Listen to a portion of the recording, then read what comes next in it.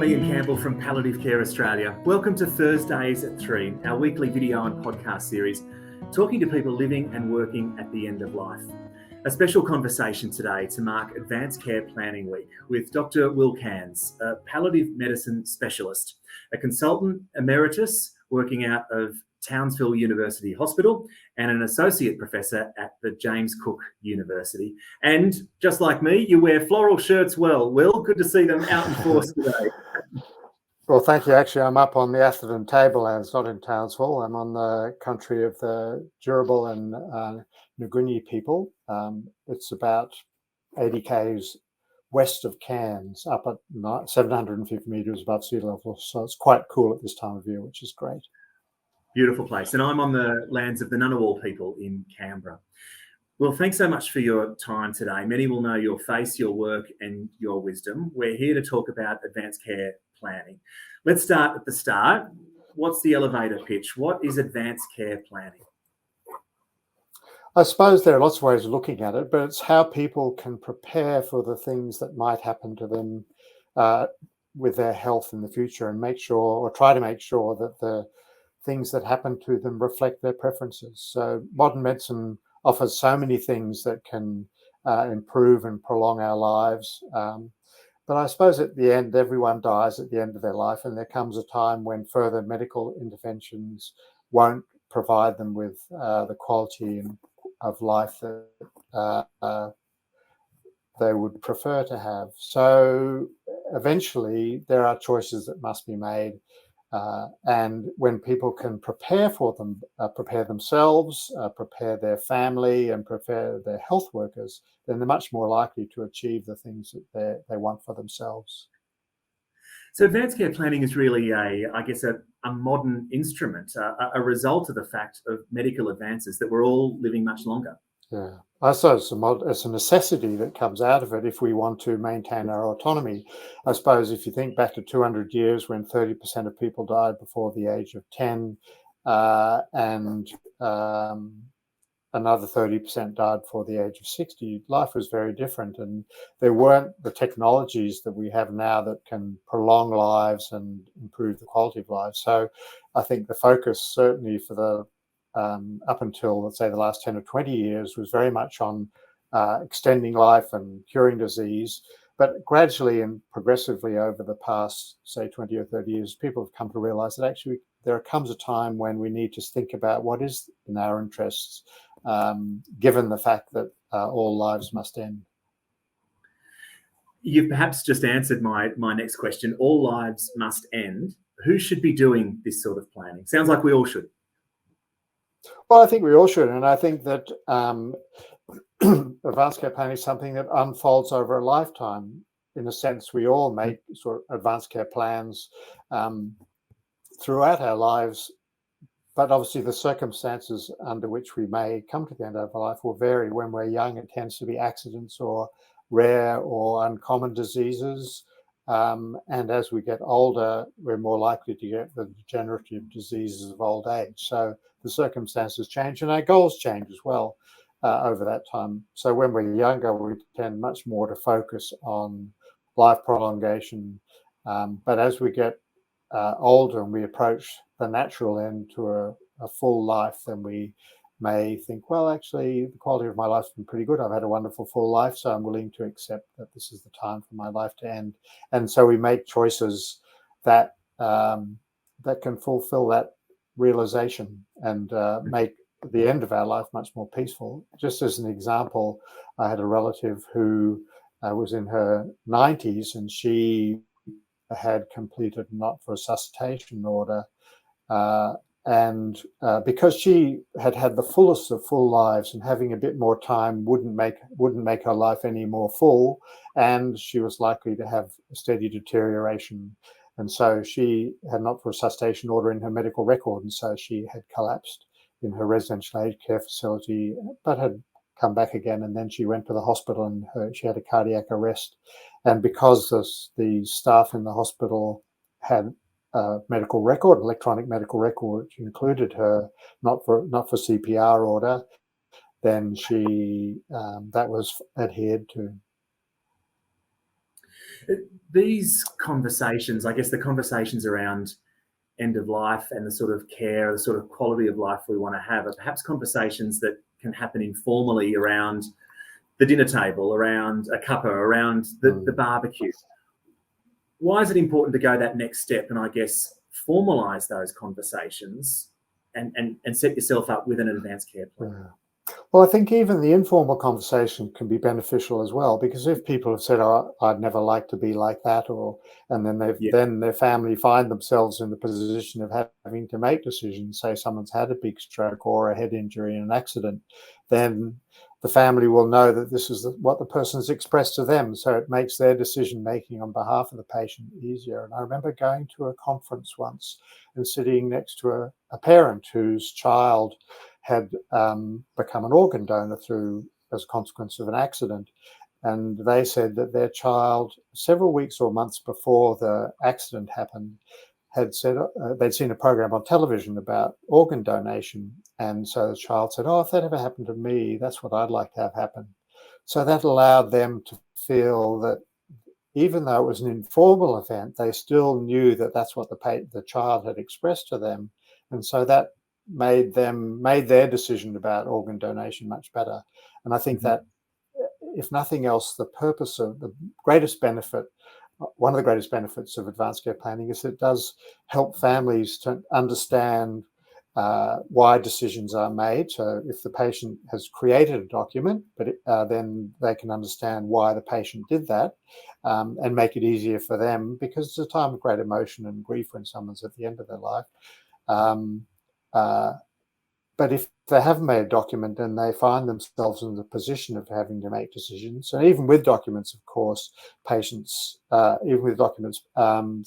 illnesses happen that don't fit the bill. And so people are having to make decisions that they didn't anticipate, because it was impossible to anticipate that those choices would be necessary. And so it helps them with that difficult challenge. Do you have some advice for us around that? How do you know what you want until you're there? Can you get us in that headspace? What sort of thinking do we do beforehand? Well, I think when you're young, it's much harder to imagine what it's like, and people to be in a position where you might not want something done, or you might want something done. So I guess you have to ask yourself the question, and then be honest with yourself about the answer that you give yourself, if that makes sense. I think as people get older, it does get easier, because people become aware of their changing overall health status and their diminution of their capacities, whether it's physical or mental, or so they have a better sense of how things are changing over the course of their life, and so it becomes easier to do that. And so they find it easier. But I think the first thing is you have to, when I've done it myself, and I think that it's important to recognize that healthcare workers are humans too, and so they face these issues, and so you as health workers, we need to ask ourselves, what would be a satisfactory quality of life for me? And I suppose that's the bottom line about these things. We're making decisions about what we would like done to us,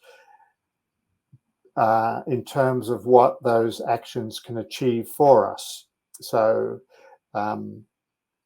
when I was younger, I didn't have an advanced care directive of any kind, because I felt that there was no need, because at that stage I would want everything done for me. My family knew what my wishes would be in general terms about quality of life, but I would want to be assessed before as to what the prognosis was.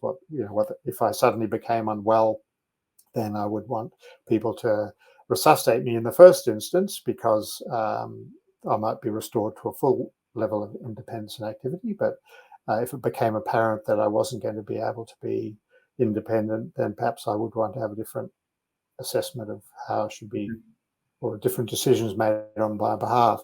But as I've gotten older now, I do have an advanced health directive. In Queensland, it's an advanced health directive. In other states, it may be an advanced care directive. Then terminology changes. We'll come to that, I think. And it talks about what kind of life would be acceptable to me, were someone else to have to make decisions on my behalf, or as a directive, about what kind of care I would like to have. So my directive is not a directive about what to do and what not to do. It's how to assess what should be done. Mm-hmm. Does that make sense? I guess so. I guess it's a matter Yeah. of hopping into the process and making a start on it and starting to, I guess, get comfortable with it and have those conversations with Yeah. yourself. Is that a good way Yeah. to get into this? Just Well, to I make think a so. start? Yeah. I think it is yes, you've got to start somewhere. Sometimes the patient initiates it, but some people are a bit wary of doing that. Sometimes families do it around the dining room table. And I think that can be a very effective way of doing it because everyone has to participate. Um, uh, and that can be quite confronting. But on the other hand, it can be quite liberating because we all, I think about our mortality at some level from time to time, if not constantly. And we sort of think about what would happen if kinds of things. And I think the normalization of death is a really important part of learning how to deal with the realities of the limits of healthcare. I think Mm-hmm. we used to be confronted by death very commonly back in the 19th and first half of the 20th century, and well, infinitely back into our past. But we Mm-hmm. sort of got distracted by technology and focused so much on life prolongation that no one really gave much thought to not doing it. So when I Yes. was a junior doctor, we resuscitated everyone, even if they were dying. We'd jump on them, and it was it was unkind and futile and undignified and probably unpleasant if the person was able to be aware of it at all. And I think we've realized that with the limits of modern technology and the fact that now, as a consequence of our success, we can end up very disabled and unwell and frail and elderly. And maybe that's not where we all wanted to be. Maybe there were times when we might have decided that wasn't appropriate. And unless you have the conversations, you never explore those things. And what better time to have those conversations than Advanced Care Planning Week and sit around the Absolutely. table with family as you Yeah. suggest and start to have that conversation and see where it takes you. Well, I'm wondering about your experience as a palliative care doctor and the times when you've fallen back on an advanced care directive or an advanced care plan and working with a family and the power that comes in those moments for you as a doctor and also for the family as well, where the benefit of doing these sort of having these conversations and doing this work really starts to shine. How have you seen that play out in your career? Well, I suppose when someone is referred to palliative care in a way, that's a message in itself. Sometimes the referral is the message, but many patients have considered these things. And even if their disease treating doctors haven't discussed them with them, I've found that patients have often actually been thinking about it, actually preparing for their death. People know when they have a life-ending illness. And most people are not surprised when they are referred to palliative care. Sometimes they and their families have not been offered the opportunity to have conversations. And I've not uncommonly found that when we've sat down to a conversation with the patient, we say, well, do you understand what your illness is? And they usually say, yeah, I have advanced cancer or bad heart disease or whatever. And then we start to talk about what their wishes and hopes are. And sometimes no one has actually got around to talking to them about what they wanted. And they've often found that to be a liberating experience to be able to talk about it because someone at least has acknowledged to them that they understand this is an issue they've been thinking about already. So the issue has not been that they haven't been thinking about it, but that they haven't been given the opportunity to talk about it. And so there have been, I guess, all palliative care workers would have had deep and serious conversations with patients about their fears and anxieties and what their goals were. But at the same time, getting these issues out into the open can be quite comforting for people because we can then talk about what we can achieve for them. We can talk about their goals. And as a palliative care doctor, obviously a referral has been made because the person can't be cured from their illness and their death is the outcome of what's been happening to them. But we emphasize that rather than focusing on the death, we're trying to improve the fact of death. We're trying to improve the quality of their remaining life, and how and where they will spend their time, and what things they need to do, and how we can support them to achieve that, and how we'll try to make them as comfortable as possible, and so on and so forth. So, and I think we shift the focus away from their disease and onto them and as a person. So just as an example, I had a patient who, not long before I retired from clinical work, who was in quite significant pain with an advanced cancer. And so I went in just on our first ward round to meet her for the first time, and she looked very distressed. And so I just started talking to her about her disease. And then I said, what kind of work did you do?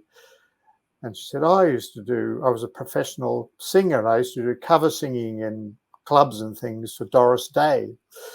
So I pulled out my mobile phone and downloaded a couple of Doris Day songs like K Sarah Sarah, and we played it to her. And so it was almost like a light bulb lit up, because suddenly we shifted from a focus on her disease to a focus on her as a person.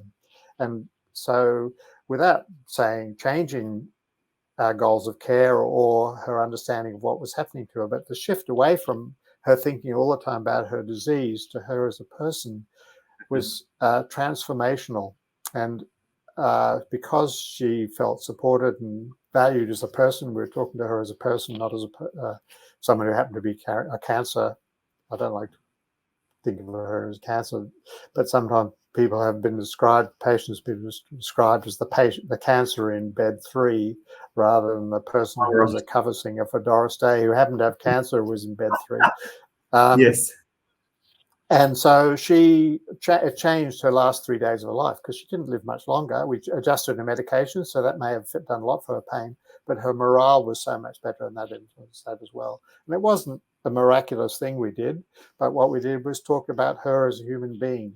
And I think that was really valuable, and didn't really change our plans either. So it's not really advanced care planning, but it's how you engage with people to help them to be able to live better lives.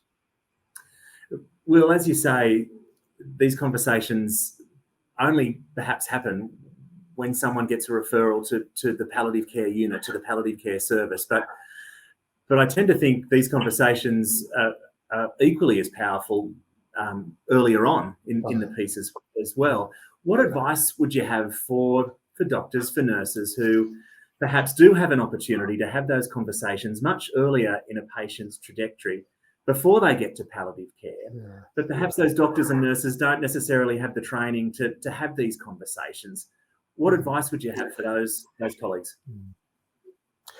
Well, I think perhaps I tend to emphasize the cases that I've seen who haven't had those conversations before. So I don't think it's fair to say that they never do. I think it's much more to say that when they haven't had them, you tend to get makes it more challenging for them. Gotcha. But I think that there has been such a focus on technical aspects of medicine, and that's very demanding of time. And I think that what palliative care has tended to offer people is time for a conversation, because we don't do much to people. We prescribe a few things, but much of what we do is just sitting and talking and listening and reassuring and being with the person. And that's quite challenging for many clinicians, but making a little bit of time can make a huge difference to the patient. And I know many doctors who work in other fields do spend time with their patients. That's really important. I think there has been a tendency not to include communication skills about end of life in the training for other fields of medicine. I think that's a really important thing to do. I know that nurses often say that patients talk to them in the middle of the night when the ward is quiet. And so it's often nurses who have the opportunity to have conversations with patients, because all the other patients are asleep and the ones who are thinking about those issues. And so nurses in particular are able to do that. But any health worker can ask how people are feeling. Is there anything you're worried about?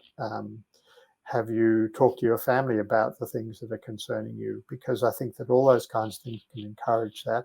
and even to use the words, have you done any advanced care planning to deal with this? I think GPs traditionally have a slight advantage when they've been able to have had a long-term relationship with the person. So they may have known them, or in theory, GPs know people. I think I know with the current crisis in general practice, that's become more difficult. But when you've known someone over many years, then actually you know them as a person through a range of other illnesses, many not particularly serious. So you know their family relationships, and you can provide that kind of support for them. So general practitioners have a particular role.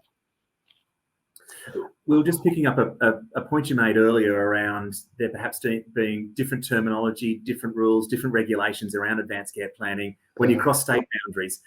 Is that an issue we need to fix? Do we need a national approach to advanced care planning? Well, I think there is a national agreement trying to standardize the documents, but they exist in the context of different state laws. So there's a sort of a gridlock of legal issues that make it very difficult, and the lawyers in the different states have different perspectives on it. I think it's important not to equate the documents with the process. So advanced care planning is a broad process which starts with informal conversations. Generally, there's no rush with it, except if someone gets acutely ill in an emergency and they don't have any documentation. Doctors sometimes have to make decisions without the opportunity for consultation. If it's really, someone comes in, you may have to decide whether to continue with CPR or whether to start it in the first place without it. But if the document, in general, people do have time if they've been given the opportunity to have conversations, even if they're a well person. And it's a process that unfolds over a lifetime. The documents are merely the means of recording and communicating and ensuring the implementation of decisions that are made through conversation and discussion.